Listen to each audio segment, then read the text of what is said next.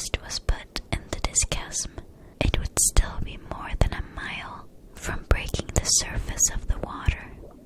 At that depth, the temperature is always just above freezing.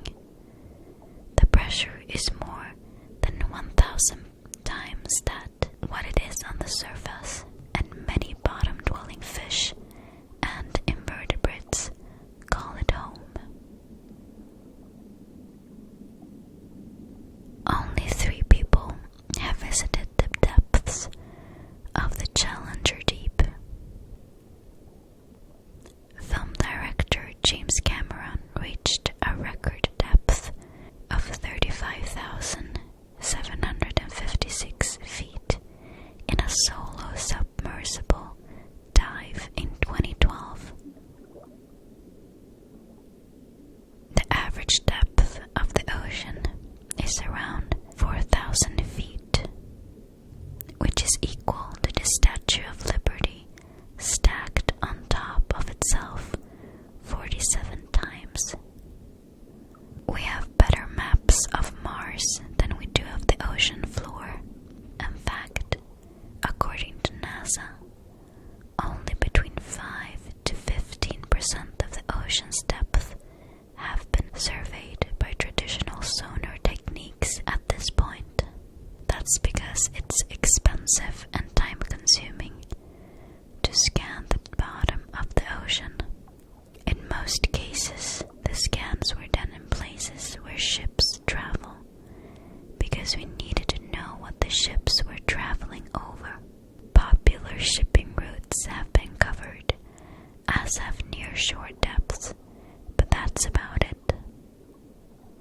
Recently, Virginia Tech researchers and a professor at Old Dominion University have teamed up to develop a fleet of 12 underwater drones costing $125,000 each that they hope will survey the deepest parts of the ocean faster than anyone has done before. Many organisms that live in the deep sea produce their own light, called bioluminescence. Some fish dangle a lightened lure in front of their mouths to attract prey, while some squid shoot out bioluminescent liquid instead of ink to confuse their predators. Worms and tiny crustaceans also use bioluminescence to attract mates. Bioluminescent organisms live throughout the water column, from the surface to the seafloor, from near the coast to the open ocean. In the deep sea, bioluminescence is extremely common, and because the deep sea is so vast, bioluminescence may be the most common form of communication on the planet.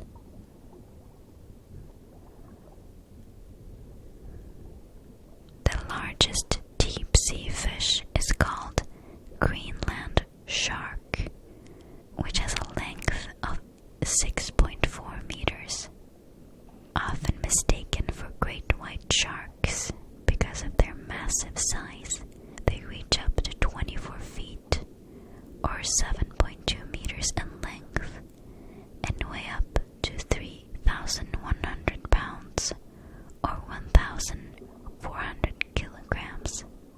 Greenland sharks have a voracious appetite and will eat almost anything.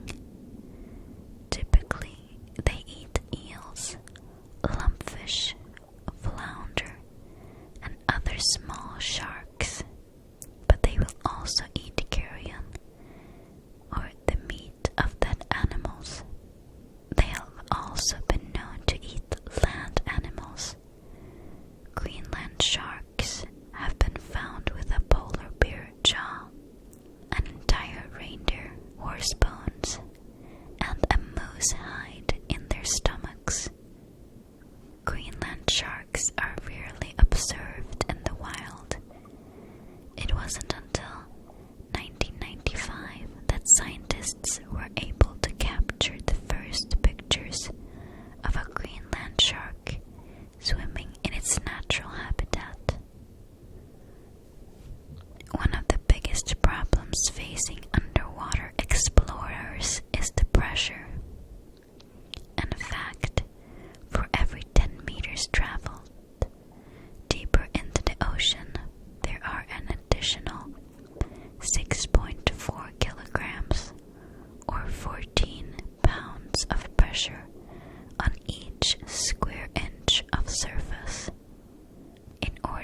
descent to greater ocean depths, scientists and explorers must use specially designed equipment like remotely operating vehicles and manned submersibles that can operate under extreme pressures. The great depths are measured using TNT, while scientists question the sensitivity of the method.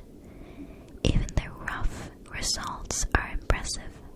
So far, in addition to the Mariana Trench, 4 other trenches, the Kermadec, Kuril Kamachata, Philippine, and Tonga, all in the western Pacific, have been identified as deeper than 10,000 meters, or 32,000 feet. To measure the very deepest parts of the ocean, scientists use bomb sounding, a technique where TNT is thrown into the trenches and the echo is recorded from a boat, allowing scientists to estimate the depth. Tons of hazardous waste have been dumped in the deep sea. In the 1970s, tons of toxic pharmaceutical waste was dumped into the Puerto Rico Trench. At the time, Puerto Rico was a large producer of pharmaceuticals, and the dumping was allowed as a temporary measure while a new wastewater treatment site was built. Inevitably, delays meant that dumping continued at the site into the 1980s. Samples taken from the dump site indicated that the ecosystems were seriously damaged by the pollutants.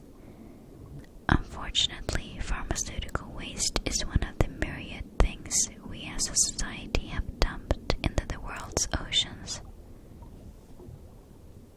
Industrial and medical waste, dredge spoils, sewage sludge, ocean mining waste, high-level and low-level radioactive waste, munitions, ships, tires, and much more have all been disposed of at sea. The loudest ocean sound remained a mystery for 15 years. In 1997, while searching for underwater volcanoes off the coast of South America, scientists recorded something they couldn't explain. A strange, exceptionally loud noise. They called it the bloop. The bloop was one of the loudest underwater sounds ever recorded. Hydrophones, or underwater microphones, more than 3,000 miles apart, all captured the same noise. And researchers at the National Oceanic and Atmospheric Administration, which first recorded the bloop, couldn't figure out what had caused it. After 15 years, they concluded that the noise came from an ice quake, which is when seismic activities cause a break in frozen ground. However, many people still question this conclusion, and the bloop is the source of many conspiracy theories to this day. The ocean is full of gold. There is around 20 million tons of gold dispersed throughout the waters of the oceans. It is, however, incredibly diluted, with only a few parts per trillion. The ocean floor also has undissolved it's not cost effective to mine it. However, if it were equally distributed among every person on Earth, everyone would receive 9 pounds of gold. Currently, there is no cost-effective method to remove the gold from seawater and be profitable. However, that didn't stop many eager inventors and investors, both legitimate and scammers. In the 1890s, Pastor Ford Jernigan came up with a plan for a gold accumulator in a fever dream. The plan was to extract gold from the Long Island Sound using a process involving mercury and electricity treatments. The deepest recorded whale dive is at 2,992 meters, or 9,816 feet. Whales can generally hold breath for hours, and some species, like sperm whales, are notorious deep divers. But the deep diving crown goes to Cuvier's beaked whales. This elusive species regularly dives to depths of more than 2,000 meters, or 6,000 feet, and one particular specimen is currently record holder.